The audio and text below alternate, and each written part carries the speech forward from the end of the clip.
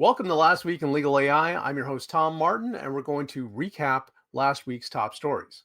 But before we do, I want to let you know that you can get the full weekly news report by subscribing to my Substack, LawDroidManifesto.com. You also get daily news updates, thoughtful articles, and podcast interviews with legal innovators. Let's recap the top stories from last week, starting with Monday.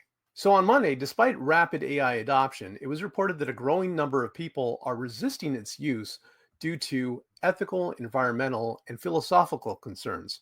Specific points made include the fact that AI content lacks human authenticity and the environmental impact from high energy consumption.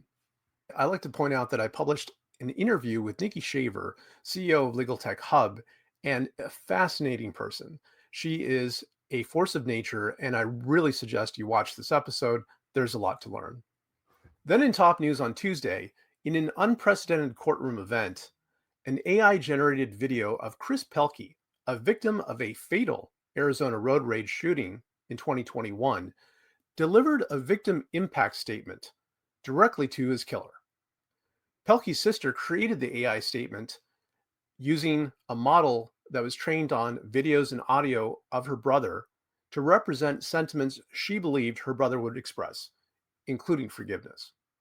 I would also point out that on Tuesday, I published an article called The Hyper-Productivity Trap, where I explore how AI may be reshaping our expectations of ourselves. Then on Wednesday, Meta is positioning its AI chatbots as future companions to combat loneliness, envisioning a world where human interactions evolve into social experiences with bots. CEO Mark Zuckerberg predicts a shift from passive video consumption to interactive AI content, raising concerns about privacy, data collection, and psychological impact. Then on Thursday, Alphabet's share price plunged over 7%, wiping out approximately $140 billion in market value, after Apple executive Eddie Q testified that Google search traffic on Apple devices fell due to users shifting towards AI-powered alternatives like ChatGPT and Perplexity. I'd also like to point out that on Thursday, I wrote an article called Defy the Default, where I explore some ideas from Adam Grant, namely that we should champion innovation through curiosity. Finally, on Friday, cybersecurity giant CrowdStrike is cutting 5% of its workforce, approximately 500 jobs, citing efficiencies gained from AI.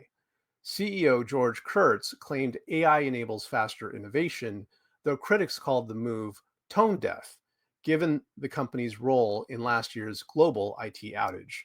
Analysts suggest financial pressures may be the true motivation.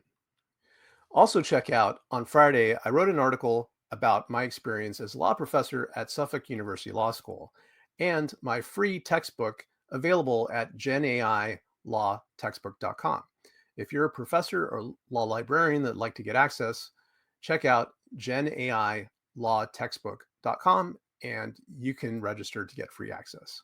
And I would be remiss, of course, if I didn't remind you about the upcoming American Legal Technology Awards to take place on October 15th in Boston, Massachusetts at Suffolk University Law School.